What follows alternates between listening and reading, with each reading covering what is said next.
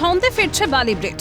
শেষ পর্যায়ে বালি ব্রিজ সংস্কারের কাজ জোর কদমে চলছে সেতু মেরামতি। অন্যদিকে শিয়ালদহ ডানকুনি শাখায় রেল সেতু সারাইয়ের জেরে বন্ধ রয়েছে একাধিক ট্রেন চলাচল। যান নিয়ন্ত্রণের জেরে 23 তারিখ থেকে দুর্ভোগ চরমে নিত্যযাত্রীদের। বাস পেতেও হাঁটতে হয়েছে বেশ কিছুটা পথ, গন্তব্যে পৌঁছতে হয়েছে বিলম্ব। ব্রিজ মেরামতির শেষ দিনেও অব্যাহত সেই যাত্রী দুর্ভোগ। দেখুন, এটা তো ভালো কাজের জন্য তো হচ্ছে, একটা লোকের সুবিধা অনেক কিছু ভালো ইয়ের জন্য করছে, ট্রেন লাইনটা ভালো হচ্ছে যাতে, সেই জন্য কিছুটা তো মানুষের অসুবিধাই হবে যাতায়াতে। আমি বাইক নিয়ে যাওয়া আসা করি, আমাদের সমস্যা হয়নি। অন্য লোকের একটা জিনিস কাজ করতে গেলে তো একদিকে সমস্যা হবেই। সারা জীবনের জন্য এটা ঠিক করেছে।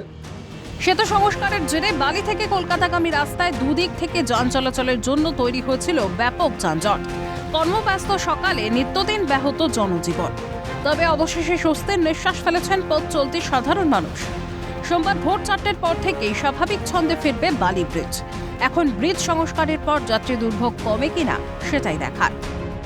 আগামীকাল ভোর 4টের পর কিন্তু স্বাভাবিক করে দেওয়া হবে, এমনটা কিন্তু পূর্ব রেলের তরফ থেকে জানানো হয়েছে।